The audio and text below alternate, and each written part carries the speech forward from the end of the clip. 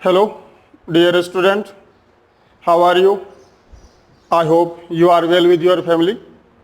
तो देखिए बच्चों, पिछली क्लास में अपन ने पढ़ा है ठोसों में दोषों से रिलेटेड एक टाइप है अशुद्धता दोष। और हाँ, एक बात और बताना इसमें कि अशुद्धता दोष के अंदर एक कमेंट आया है, यानी क्वेश्चन पूछा गया है, तो मैं पहले उसको थोड़ा सा क्लियर कर देता हूं, उसके बाद अपन आगे चलेंगे। तो वहां आपने पूछा था कि स्ट्रांसियम आयन जो है, मतलब अपना टॉपिक था कि स्ट्रांसियम क्लोराइड की उपस्थिति में जब NaCl का क्रिस्टलीकरण किया जाता है तो स्ट्रांसियम आयन जैसे ही जालक में प्रवेश करता है तो ये दो सोडियम आयन को यहां से फ्री कर देता है। एक सोडियम आयन के स्थान पर स्ट्रांसियम स्वयं उपस्थित रहेगा और दूसरे की जगह धनायनिक रिक्ति बनेगी। तो वहां आप थोड़ा सा बच्चा ये कंफ्यूज हुए हो कि ये स्ट्रांसियम आयन सोडियम के स्थान पर स्वयं उपस्थित क्यों रहता है ना। तो देखिए बच्चों, इसमें है क्या कि सिंपल सी बात है कि जब अपन स्ट्रांसियम क्लोराइड की उपस्थिति में NaCl को बनाएंगे, मतलब उसका क्रिस्टलीकरण करेंगे, तो उसके मध्य में या उसके बीच इस यौगिक में कुछ आयन स्ट्रांसियम के भी आएंगे। भाई सिंपल सी बात है कि दो चीजें अगर अपन मिला रहे हैं, दो चीजों की उपस्थिति है और वहां से अपन किसी एक चीज को बाहर निकाल रहे हैं, तो हो सकता है कि दूसरी चीज के भी कुछ कण उसके साथ मिलके बाहर आ जाएं। पॉसिबल ऐसा, अगर ऐसा होगा तभी ये दोष उत्पन्न बनेगा, और अगर कोई दूसरा आयन प्रवेश ही नहीं करेगा तो अशुद्धता दोष आएगा ही नहीं। तो अशुद्धता दोष कब आ रहा है? जब अपन किसी यौगिक का क्रिस्टलीकरण कर रहे हैं, उसे बना रहे हैं, तो उसके अंदर कोई अन्य आयन, परमाणु या अणु अगर प्रविष्ट हो जाता है तो उसी को बच्चों अपन क्या कह रहे हैं? अशुद्धता दोष कह रहे हैं। तो अपना वो क्वेश्चन था कि स्ट्रांसियम स्वयं उपस्थित क्यों रहता है ना। तो देखिए, स्ट्रांसियम आयन जब इस जालक में प्रवेश करेगा तो सिंपल सी बात है कि स्ट्रांसियम कितने क्लोराइड से जुड़ता है? 2 से जुड़ता है। तो अगर ये जालक में जाएगा तो भी 2 क्लोरीन से जुड़ेगा, और 2 क्लोराइड से जब ये जुड़ेगा तो सिंपल सी बात है कि Na कितने क्लोरीन के साथ जुड़ता है? सोडियम 1 के साथ जुड़ता है, और स्ट्रांसियम 2 क्लोरीन के साथ जुड़ता है। जब ये 2 के साथ जुड़ेगा तो कितने सोडियम आयन को हटना पड़ेगा? 2 को हटना पड़ेगा। 2 की जगह खाली होगी, 2 की जगह खाली होगी, तो ये तो 1 ही आया, 1 ने 2 को हटाया है, तो इसलिए 1 की जगह तो ये खुद रह जाएगा और 1 की जगह खाली रह जाएगी, और उसी खाली जगह को अपन यहां क्या बोल रहे हैं? धनायनिक रिक्ति बोल रहे हैं। समझ में आई बात आपके? फिर भी अगर किसी प्रकार का इसमें डाउट है तो आप वापस जरूर पूछिए, मैं दूसरे तरीके से इसे बताने का प्रयास करूंगा। अगर ये मेरे ख्याल से यहां क्लियर हो जाना चाहिए आपका। भाई सिंपल सा लॉजिक लग रहा है कि स्ट्रांसियम 2 क्लोराइड से जुड़ रहा है, अंदर जाएगा तो भी 2 से ही जुड़ेगा, 2 से जुड़ेगा तो कितने सोडियम को बाहर निकालेगा? 2 को बाहर निकालेगा। 2 को बाहर निकालेगा, इसका मतलब 2 होल बनेंगे सोडियम की जगह के, तो 1 की जगह तो स्ट्रांसियम खुद आ जाएगा, क्योंकि इसे भी रहने के लिए जगह चाहिए, तो वहां पे खुद रह जाएगा, और दूसरे वाले की जगह क्या रह जाएगी? खाली हो जाएगी। ठीक है, फिर भी अगर कोई दिक्कत हो तो आप वापस पूछिए मेरे से, मैं आपको दोबारा इसे बताऊंगा। ठीक है ना, अगर कोई दिक्कत रहती है तो, लेकिन मेरे ख्याल से आप ये समझ जाओगे शायद। तो ये आपका अशुद्धता दोष हो गया था। उसके बाद अपन ने कुछ विद्युत चालकता से रिलेटेड चीजें पढ़ी हैं कि चालकता बैंड क्या है, कैसे इसमें विद्युत का चालन होता है, ये सब। तो आज अपन पढ़ेंगे जो वहां पर पढ़ लिए थे, चालक, अर्धचालक और अचालक, ये तीनों चीजें पढ़ चुके हैं। उनमें चालकता डिफरेंस क्या है, ये सब। तो आज अपन पढ़ेंगे अर्धचालक जो होते हैं उनमें विद्युत का चालन किस प्रकार होता है और वो कितने प्रकार के हैं। तो अर्धचालकों के प्रकार एवं उनमें विद्युत चालकता। ठीक है बच्चों, तो अर्धचालकों के बारे में अगर अपन बात करें तो सबसे मोस्टली जो प्रमुख अर्धचालक है, जैसे सिलिकॉन है, जर्मेनियम है, तो ये जो अर्धचालक है इनके अंदर अगर अपन सिलिकॉन जैसे है तो ये कौन से वर्ग का हो गया, 14वें वर्ग का। जर्मेनियम इसी वर्ग का है। तो इनके लास्ट कोर्स में कितने इलेक्ट्रॉन हैं, 4 इलेक्ट्रॉन है, 4 सिंगल बॉन्ड बना सकते हैं। संकरण की अगर अपन बात करें तो sp3 संकरण, तो चारों इलेक्ट्रॉन 4 सहसंयोजी बॉन्ड में जाने की वजह से, यानी मुक्त इलेक्ट्रॉन नहीं होने के कारण इनकी जो विद्युत चालकता है ये बहुत ही कम होती है। ठीक है, तो एक चीज अपन यहां मेंशन कर लेंगे कि सिलिकॉन और जर्मेनियम जैसे अर्धचालकों में 4 सहसंयोजी बॉन्ड होने के कारण, उनमें मुक्त इलेक्ट्रॉनों के अभाव के कारण इनकी विद्युत चालकता बहुत ही कम होती है। लेकिन अपन जानते हैं कि अर्धचालक जो होते हैं इनकी चालकता ताप वृद्धि के साथ बढ़ती है। तो ये ताप वृद्धि पर ऐसा क्या हो जाता है कि इनकी चालकता बढ़ जाए, तो उसी चीज का अपन इस टॉपिक में जिक्र करेंगे, उसी चीज को अपन यहां समझेंगे कि इनमें विद्युत चालकता होती किस प्रकार है। तो पहले अगर अपन बात कर ले अर्धचालकों के प्रकार की, तो यहां देखिए बच्चों, शुद्धता के बेस पर अर्धचालकों को अपन 2 भागों में डिवाइड कर सकते हैं। एक तो शुद्ध अर्धचालक,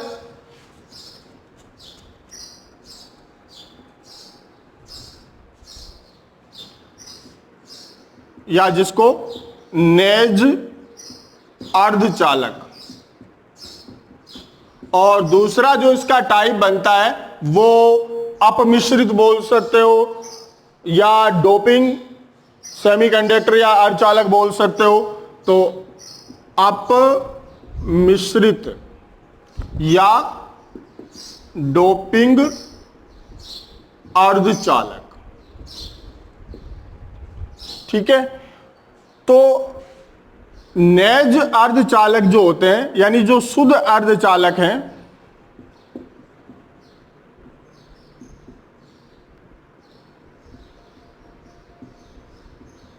इनको ही अपन नेज अर्धचालक बोलते हैं।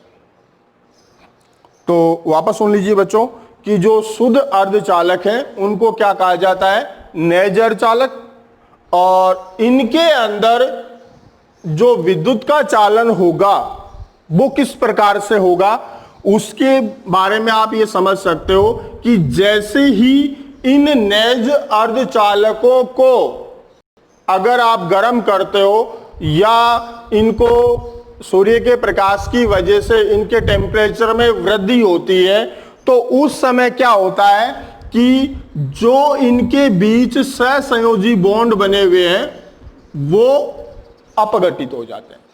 कुछ सहसंयोजी बॉन्ड यहां टूट जाते हैं। टूटने से वहां के इलेक्ट्रॉन जो है वो अंतराकाशीय स्थलों में चले जाते हैं और उसके स्थान पर एक रिक्ति बन जाती है। तो इस प्रकार से इन इलेक्ट्रॉनों की गति की वजह से इनमें विद्युत का चालन होता है। तो एक बार इस चीज को आप वापस समझ लीजिए कि सबसे पहले आप इसकी परिभाषित कर लोगे और इसकी विद्युत चालकता आप इस प्रकार बता दोगे। तो शुद्ध अर्धचालकों को नेज अर्धचालक कहा जाता है, जैसे सिलिकॉन और जर्मेनियम। इन अर्धचालकों में ताप वृद्धि के साथ सहसंयोजी बॉन्डों के अपघटित होने से इलेक्ट्रॉन अंतराकाशीय स्थलों में गति करना प्रारंभ कर देते हैं, जिसके कारण इनमें विद्युत का चालन होता है। तथा अब देखिए, जैसे इलेक्ट्रॉन गति करना प्रारंभ करेंगे और इलेक्ट्रॉनों के स्थान पर या वहां पीछे इलेक्ट्रॉन के जाने के बाद वहां जो होल बनेंगे, रिक्तियां बनेंगी, वो इलेक्ट्रॉनों की गति के विपरीत गति करते हुए प्रतीत होते हैं या दिखाई देते हैं। कैसे? जैसे इस बॉन्ड का या इलेक्ट्रॉन चला गया अंतराकाशीय स्पेस में, यहां होल बन गया। अब नेक्स्ट इलेक्ट्रॉन जब इस होल में प्रवेश करेगा तो इलेक्ट्रॉन तो यहां आ जाएगा और ये होल यहां बन जाएगा। अगला इलेक्ट्रॉन जब वापस इस होल में आएगा तो इलेक्ट्रॉन का स्थान ये हो जाएगा और होल का स्थान ये हो जाएगा। मतलब इलेक्ट्रॉन अंतराकाशीय स्पेस की ओर गति करता हुआ दिखेगा और जो ये धनायनिक रिक्ति या होल जो है ये इलेक्ट्रॉनों की गति के विपरीत गति करती हुई प्रतीत होती है।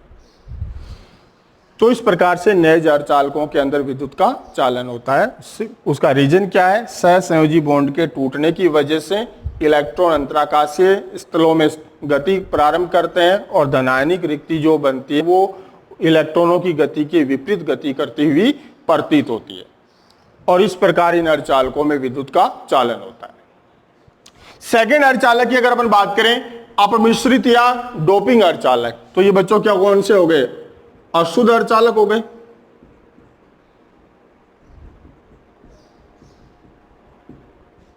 क्योंकि इनके अंदर कुछ मिश्रित किया गया है। मिश्रित करके बनाए गए अर्धचालक जो है वो क्या कहलाते हैं? अपमिश्रित या डोपिंग अर्धचालक। इनमें कुछ अशुद्धियां आपको मिलानी होंगी और अशुद्धियां मिलाने का जो प्रोसेस है, जो प्रक्रम है, उसको अपन यहां बोलने वाले हैं अपमिश्रण। यानी किसी अर्धचालक में या किसी नैज अर्धचालक में अशुद्धियां मिलाकर उसकी चालकता बढ़ाने के प्रक्रम को अपन क्या कहते हैं? अपमिश्रण। और इस प्रक्रम के दौरान बनने वाले अर्धचालकों को अपन क्या कहते हैं? अपमिश्रित या डोपिंग अर्धचालक कहते हैं। तो मेरे ख्याल से क्लियर हो गए आपके? अपमिश्रित या डोपिंग अर्धचालक देखो कहते किसे? उस चीज को याद करने से पहले आप ये समझ लीजिए कि इसे बनाते कैसे। बनाने का सिंपल सा तरीका है, ये तो शुद्ध अर्धचालक हो गए। इन अर्धचालकों में अपन अगर कोई अशुद्धि मिला दें, जैसे 13वें वर्ग की कोई अशुद्धि डाल सकते हो, 15वें वर्ग की कोई अशुद्धि डाल सकते हो, तो ये अशुद्धियां मिलाकर इसकी चालकता बढ़ाई गई है। इसकी चालकता बढ़ाने के लिए अपन ने क्या किया? इसमें अशुद्धियां मिक्स की और ये अशुद्धियां मिलाने का जो प्रक्रम है उसी को अपन क्या बोल रहे हैं? अपमिश्रण बोल रहे हैं। और अशुद्धियां मिलाकर जो अर्धचालक बनाए अपन ने, जो अशुद्ध अर्धचालक बनाए, उन्हीं अशुद्ध अर्धचालकों को अपन क्या कह रहे हैं? अपमिश्रित या डोपिंग अर्धचालक कह रहे हैं। तो सिंपल सी बात है, क्या परिभाषा बना देंगे आप? क्या परिभाषा बना दोगे आप? तो देखिए सिंपल सी चीज आप बता सकते हो कि नैज अर्धचालकों की चालकता बढ़ाने के लिए उनमें अशुद्धियां मिलाने का प्रक्रम अपमिश्रण कहलाता है और अपमिश्रण द्वारा बनाए गए अशुद्ध अर्धचालक अपमिश्रित या डोपिंग अर्धचालक कहलाते हैं। क्लियर?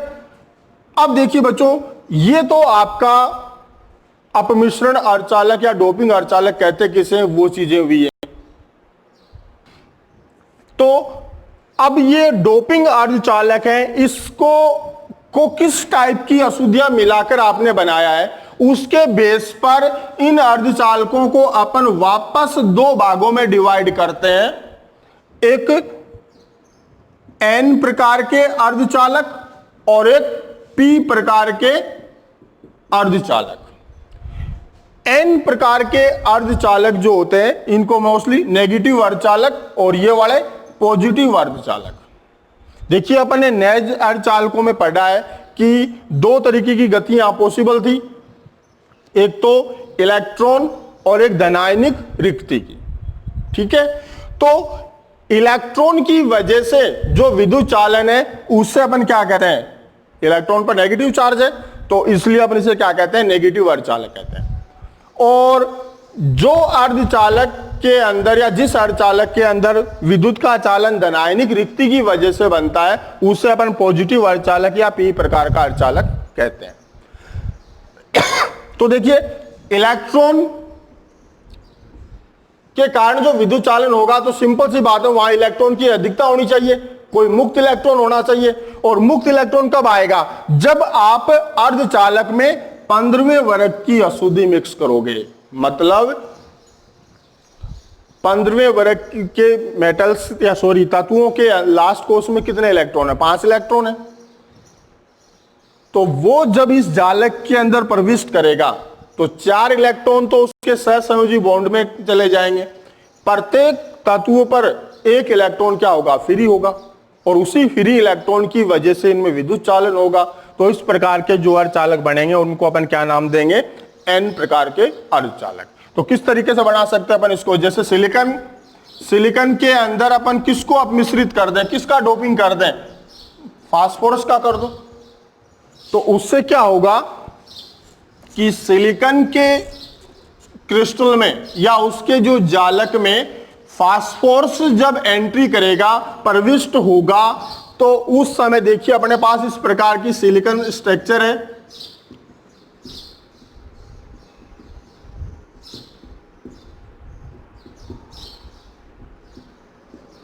इस प्रकार सिलिकॉन 4 सहसंयोजी बॉन्ड से जुड़कर अपना जालक बनाता है।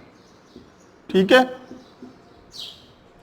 अब इसके अंदर अगर मैं फास्फोरस का अपमिश्रण करूं तो जैसे सिलिकॉन के स्थान पर कौन आ गया? फास्फोरस आ गया। तो फास्फोरस के लास्ट कोष में 5 इलेक्ट्रॉन थे, 4 ने सहसंयोजी बॉन्ड बना लिया, 1 इलेक्ट्रॉन यहां क्या हो गया? फ्री हो गया। ये फ्री इलेक्ट्रॉन इसमें विद्युत चालन करेगा। तो इस कारण यहां जो विद्युत का चालन हुआ वो इलेक्ट्रॉन की वजह से हुआ। तो इस वजह से इस अर्धचालक को अपन क्या कहेंगे? एन प्रकार का अर्धचालक। और ये जो आपने अशुद्धि मिक्स की है यहां, ये कौन सी अशुद्धि हुई? इलेक्ट्रॉन धनी अशुद्धि। इलेक्ट्रॉन धनी अशुद्धि। तो कुल मिलाकर एन प्रकार का अर्धचालक बनाने के लिए आपको नेज अर्धचालक में इलेक्ट्रॉन धनी अशुद्धि मिक्स करनी है। ठीक है। तो अब आप इसमें लिखोगे क्या? जैसे आपसे पूछ लिया जाए कि एन प्रकार का अर्धचालक क्या है या कैसे बनाया जाता है, तो आप इसमें बता दोगे कि नेज अर्धचालक में इलेक्ट्रॉन धनी अशुद्धि मिलाकर एन प्रकार के अर्धचालक बनाए जा सकते हैं। जैसे सिलिकॉन अर्धचालक में फास्फोरस की अशुद्धियां मिलाने पर प्रत्येक फास्फोरस परमाणु पर 1 मुक्त इलेक्ट्रॉन उपस्थित रहता है, जिसके कारण विद्युत का चालन होता है। और इस प्रकार बने अर्धचालकों को अपन एन प्रकार के अर्धचालक कहते हैं। फिर आप एक इसकी संरचना बना के दिखा दोगे। सिमिलर इसी प्रकार अगर पी प्रकार का अर्धचालक आपको बनाना है तो आपको नेज अर्धचालक में क्या करना होगा? इलेक्ट्रॉन न्यून अशुद्धि मिक्स करनी होगी। इलेक्ट्रॉन न्यून अशुद्धि मिक्स करनी है आपको। ठीक है। इलेक्ट्रॉन न्यून अशुद्धि का मतलब हुआ जैसे आप इसमें 13वां वर्ग डाल दो, 13वें वर्ग के तत्व डाल दो। जैसे 13वें वर्ग के तत्व सिलिकॉन में अपन क्या मिला सकते हैं? एल्यूमिनियम डाल सकते हैं। अपन सभी जानते हैं कि एल्यूमिनियम के लास्ट कोष में कितने इलेक्ट्रॉन है? 3 इलेक्ट्रॉन है। तो अगर यहां एल्यूमिनियम प्रविष्ट होगा तो ये कितने बॉन्ड बनाएगा? 3 ही बनाएगा। चौथे बॉन्ड के लिए यहां क्या होगा? एक धनायनिक रिक्ति बन जाएगी। इस धनायनिक रिक्ति में इलेक्ट्रॉन क्या करेंगे? गति प्रारंभ करेंगे। ये इलेक्ट्रॉन यहां आएगा, ये होल यहां चला जाएगा। इस बॉन्ड का इलेक्ट्रॉन यहां आएगा, होल यहां चला जाएगा। ये इलेक्ट्रॉन यहां, होल यहां। मतलब इस प्रकार से इलेक्ट्रॉन के प्रवाह के विपरीत धनायनिक रिक्ति का प्रवाह स्टार्ट हो जाएगा। और यहां विद्युत का चालन इस धनायनिक रिक्ति की वजह से प्रारंभ हुआ है। इस वजह से इसे अपन क्या कह रहे हैं? पी प्रकार का अर्धचालक कह रहे हैं। तो सिंपल सी बात आपके समझ में आ गई होगी कि बनाने के लिए क्या किया अपन ने? इलेक्ट्रॉन न्यून अशुद्धि डाली। फिर आप ये एग्जांपल ले लोगे तो क्या लिख दोगे आप बता सकते हो कि पी प्रकार का अर्धचालक बनाने के लिए नेज अर्धचालक में इलेक्ट्रॉन न्यून अशुद्धि मिक्स की जाती है या मिश्रित की जाती है।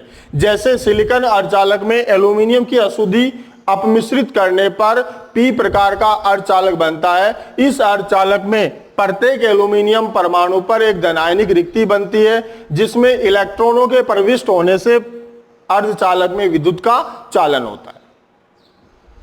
तो ये देखिए बच्चों आपके अर्धचालक दो प्रकार के हो गए, नेज अर्धचालक और अपमिश्रित अर्धचालक। फिर अपमिश्रित अर्धचालक वापस दो टाइप का हो गया, पी प्रकार का और एन प्रकार का। एन प्रकार का नेगेटिव अर्धचालक कब बनेगा? जब इलेक्ट्रॉन एक्सेस में होंगे, इलेक्ट्रॉन अधिकता में होंगे।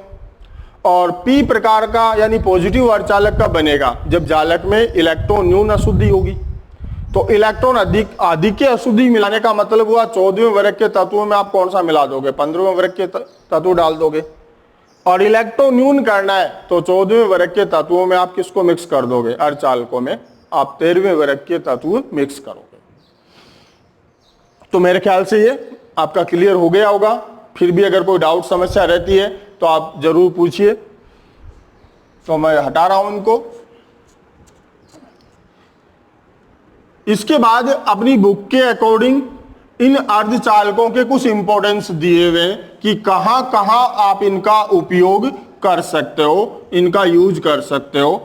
तो देखिए बच्चों, अर्धचालकों के अनुप्रयोगों की अगर अपन बात करें, इनके उपयोगों की अगर अपन बात करें तो बहुत सारे उपयोग इनके अपने को देखने को मिल सकते हैं, जिनमें से कुछ मोस्टली अपन यहां बात करेंगे। जैसे अर्धचालकों की सहायता से आप डायोड, ट्रांजिस्टर वगैरह बना सकते हो। एनपीएन व पीएनपी प्रकार के ट्रांजिस्टर बना सकते हो।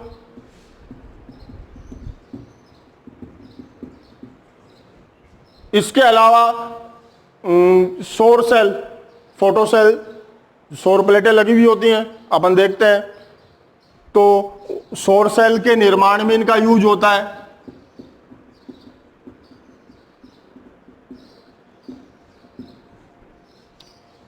इसके अलावा एक बहुत ही अच्छा क्वेश्चन यहां बनता है इनके इंपॉर्टेंस से कि गैलियम आर्सेनाइड, गैलियम आर्सेनाइड एक अर्धचालक है। गैलियम आर्सेनाइड, ठीक है।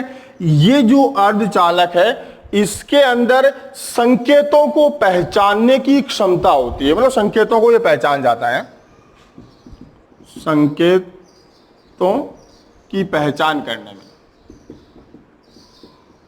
तो यहां से कई बार क्वेश्चन पूछा जाता है कि संकेतों को पहचानने वाले अर्धचालक का नाम बताओ या उनका सूत्र लिखो। तो आप उसमें नाम बता सकते हो गैलियम आर्सेनाइड, या ऐसा भी पूछ सकते हैं कि गैलियम आर्सेनाइड का उपयोग बताओ, तो संकेत पहचानने में, ठीक है। इसके अलावा जैसे क्रोमियम ऑक्साइड है, ये जो कॉपर वायर है उसके जैसा ही बिहेव करता है। तो विद्युत क्षेत्र में इन अर्धचालकों के उपयोग किए जाते हैं। इसके अलावा बहुत सारे उपकरण बनाने में, विद्युत इलेक्ट्रिक उपकरण बनाने में इनका यूज होता है। तो ये आप अर्धचालकों के उपयोग या अनुप्रयोग लिख सकते हो, ठीक है। तो अर्धचालक के प्रकार हो गए, इनमें विद्युत का चालन किस तरीके से होता है वो आपने पढ़ लिया है। इनके अनुप्रयोग क्या है वो चीजें आप समझ गए हो। अब इसके बाद अपने पास यहां इस चैप्टर में टॉपिक बचते हैं। एक तो पदार्थों में यानी ठोसों में चुंबकीय गुण, और एक पैरा विद्युतता से रिलेटेड एक छोटा सा टॉपिक डाला हुआ है, ठीक है। तो थोड़ी अपन बात कर लेते हैं उन पे।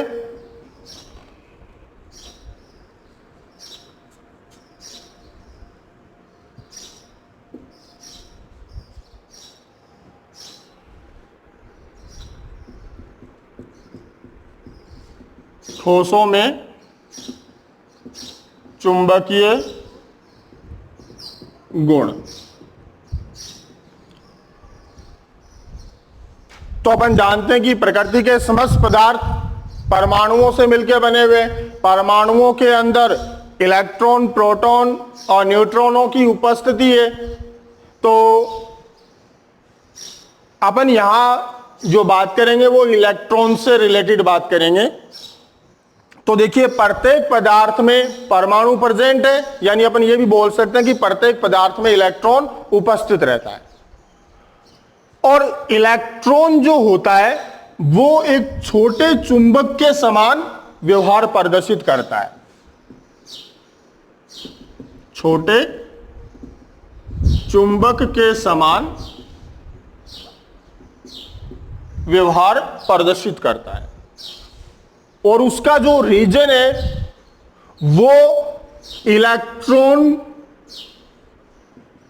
की दो टाइप की जो गतियां हैं, दो तरीके से ये गति करता है। जैसे अपनी पृथ्वी करती है सूर्य के चारों ओर, और उसके साथ अपने एक्स पर भी घूमती है, तो वैसे ही इलेक्ट्रॉन भी क्या है, अपने एक्स पर भी घूमता है और नाभिक के चारों ओर भी गति करता है।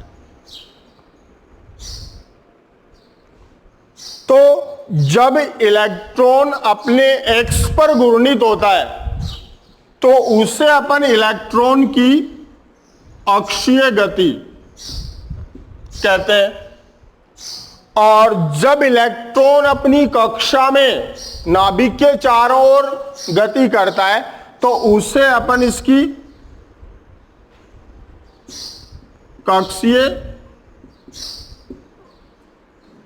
गति कहते हैं। इसके साथ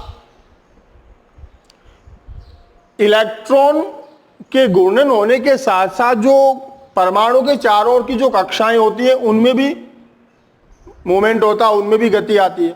तो यहां देखिए बच्चों, प्रत्येक इलेक्ट्रॉन की इन दो टाइप की गतियों की वजह से उसमें चुंबकीय गुण उत्पन्न होता है, मतलब वो चुंबक की ओर आकर्षित होता है, चुंबक के घूर्णन की दिशा में आकर्षित होता है। और उसके पीछे जो रीजन है वो कौन है, इलेक्ट्रॉन की गति, ठीक है ना। इसके साथ एक गति यहां पर और मेंशन करते हैं, वो क्या है, कक्षीय गति, कक्षा की गति। मतलब ये हमेशा इलेक्ट्रॉनों के विपरीत, मतलब चुंबकीय क्षेत्र के विपरीत होती है। तो यहां देखिए बच्चों, इलेक्ट्रॉन की इन संयुक्त गतियों के प्रभाव की वजह से उसमें चुंबक से आकर्षित या प्रतिकर्षित होने का गुण पाया जाता है। अगर एक कक्ष के अंदर दो इलेक्ट्रॉन प्रेजेंट हैं तो उनके घूर्णन की दिशा एक दूसरे के क्या है, विपरीत है। इस कंडीशन में इलेक्ट्रॉन की इस घूर्णन के कारण जो चुंबकीय गुण उत्पन्न हो रहा है वो, और इस इलेक्ट्रॉन के घूर्णन की वजह से जो चुंबकीय गुण उत्पन्न हो रहा है वो एक दूसरे को क्या कर देते हैं, निरस्त कर देते हैं। एक दूसरे से निरस्त करने की वजह से ये पदार्थ जो है ये इलेक्ट्रॉन से क्या होगा, प्रतिकर्षित होगा। और उसका कारण क्या है, इसकी कक्षा की गति जो कि चुंबक के क्षेत्र से विपरीत होती है, मतलब पदार्थ को चुंबकीय क्षेत्र से दूर लेके जाती है। अगर सिंगल इलेक्ट्रॉन कहीं पे होता है तो वो पदार्थ क्या होगा, इलेक्ट्रॉन से आकर्षित होगा। तो वहां भी देखिए गति दोनों काम कर रही है, इसकी ये घूर्णन गति है, ये पदार्थ को चुंबक की ओर आकर्षित करवा रही है, और जो कक्षा की गति है वो उसे चुंबक से दूर करने का प्रयास कर रही है। लेकिन दोनों गतियों के अंदर जो महत्वपूर्ण ज्यादा पावरफुल जिसे अपन कह सकते हैं वो कौन सी है, इलेक्ट्रॉन की गति। इस वजह से यह पदार्थ चुंबक से क्या होगा, आकर्षित होगा। और जब ये युग्म के रूप में है तो उस कंडीशन में क्या होगा, इलेक्ट्रॉन की पावर तो निरस्त हो जाएगी, फिर केवल किसकी पावर बचेगी, कक्षा की बचेगी, जो इसे चुंबकीय क्षेत्र से दूर ले जाने का काम करेगी। तो इस प्रकार इलेक्ट्रॉन की इन दोनों टाइप की गतियों की वजह से पदार्थ जो है वो चुंबक से आकर्षित या प्रतिकर्षित होता है, अर्थात चुंबकीय गुण प्रदर्शित करता है। तो इसका मतलब अपने ठोसों में चुंबकीय गुण की परिभाषा यहां बन सकती है। एक्चुअल में क्या है, चुंबक से चाहे पदार्थ आकर्षित हो चाहे प्रतिकर्षित हो, दोनों ही चीजें अपन किस में डालेंगे, पदार्थों में चुंबकीय गुणों में। तो क्या परिभाषा अपन बना सकते हैं कि प्रकृति के समस्त पदार्थों में उपस्थित इलेक्ट्रॉन एक छोटे चुंबक के समान व्यवहार प्रदर्शित करता है। इलेक्ट्रॉन की दो तरीके की यानी कक्षीय और अक्षीय गति के संयुक्त प्रभाव की वजह से इसमें चुंबकीय गुण उत्पन्न होता है। जिन पदार्थों में अयुग्मित इलेक्ट्रॉन पाए जाते हैं वो चुंबक द्वारा आकर्षित होते हैं, और जिन पदार्थों में युग्मित इलेक्ट्रॉन पाए जाते हैं वो चुंबक द्वारा प्रतिकर्षित होते हैं। चुंबकीय आघूर्ण को अपन बोर मैग्नेटोन में नापते हैं, ये इसकी एक इकाई है। और एक बोर मैग्नेटोन जो होता है ये 9.27 इंटू 10⁻⁻24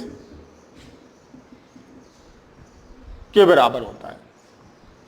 ये इसका ऐसा ही मान है। और इसे निकालने के लिए अपन क्या करते हैं, Bohr magneton equal electron charge Planck और इलेक्ट्रॉन का द्रव्यमान।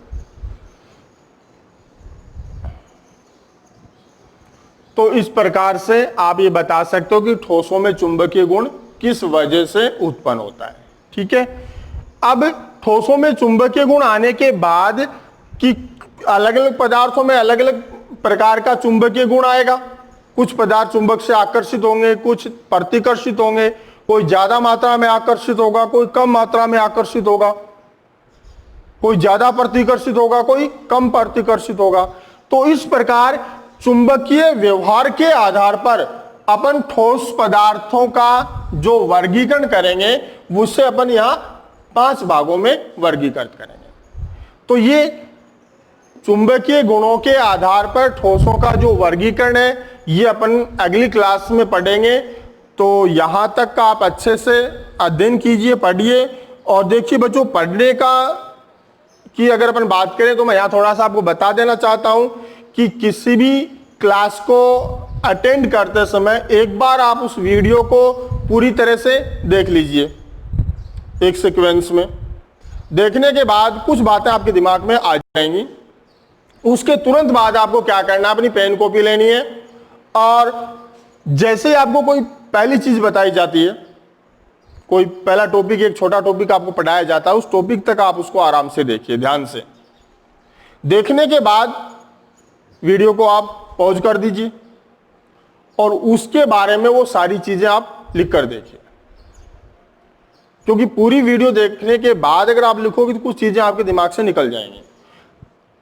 लिखने के बाद कि उसके प्रत्येक के क्या क्या कॉन्सेप्ट हैं, वो सारी चीजें आप अच्छे से समझ में आ गया, सब चीजें आपने लिख के देख ली।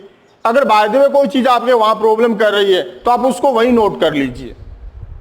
वहां नोट करने के बाद और वो टॉपिक आपको अच्छे से क्लियर हो गया, उसके बाद आप आगे का वीडियो देखिए। उसी तरीके से आप पूरा वीडियो खत्म कर कीजिए। फिर आपके पास जो जो आपकी प्रॉब्लम बचती है उन सबको आपने मेंशन कर लिया, अलग अलग लिख लिया, और उसके बाद आप उसके बारे में हमसे वापस पूछिए। ठीक है, तो अच्छे से आप इनका अध्ययन कीजिए। मिलते हैं।